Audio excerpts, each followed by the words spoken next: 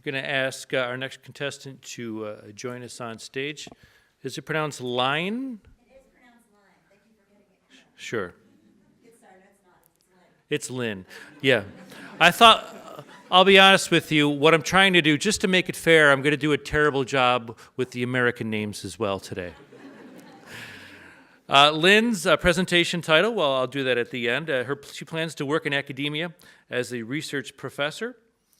She has lived in many areas, the Rochester area, Colorado, Oregon, Florida twice, Hawaii, Chicago area in there, and now Buffalo. Her department is community health and health behavior. Her presentation title is Understanding How People Think About Their Personal Risk for Sexually Transmitted Infections. We welcome Lynne Klasko Foster to the stage, and ready, set, and pitch.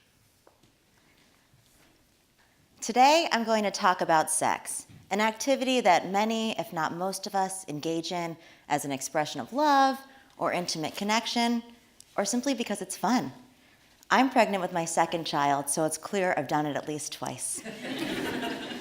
While we can all agree that sex has many benefits, it's not without risk, including sexually transmitted infections, which I'll refer to today as STIs. Fortunately, advances in medicine have created a safer environment for healthy sexual activity.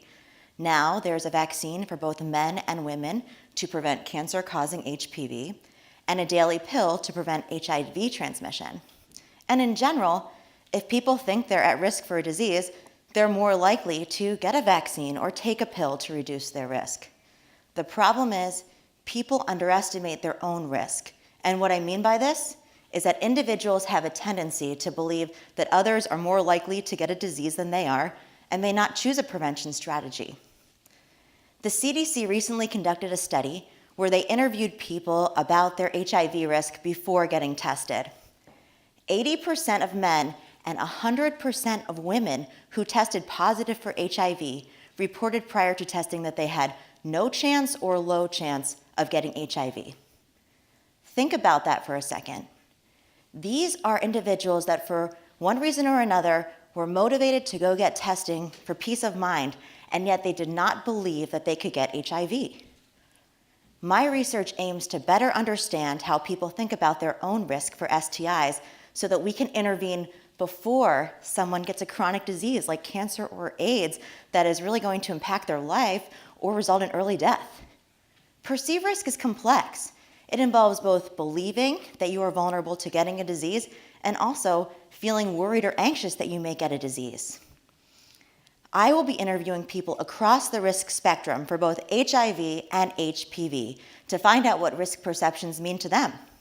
Why do they feel more or less at risk for getting an STI? Do beliefs drive behavior, or are emotions a greater influence?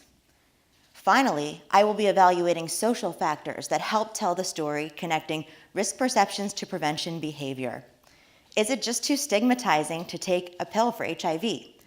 Or, if my friends get the HPV vaccine, does that make it more normal and easy for me to get it? My goal is to better understand how different components of risk work together so that we can all keep having sex, but let's make it safer for everyone. Thank you.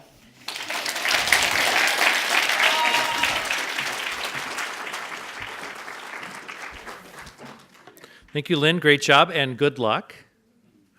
I am also expecting, my wife is 4 months pregnant. We're expecting in August. Our final, thank you very much. As a matter of fact, I brought a clip.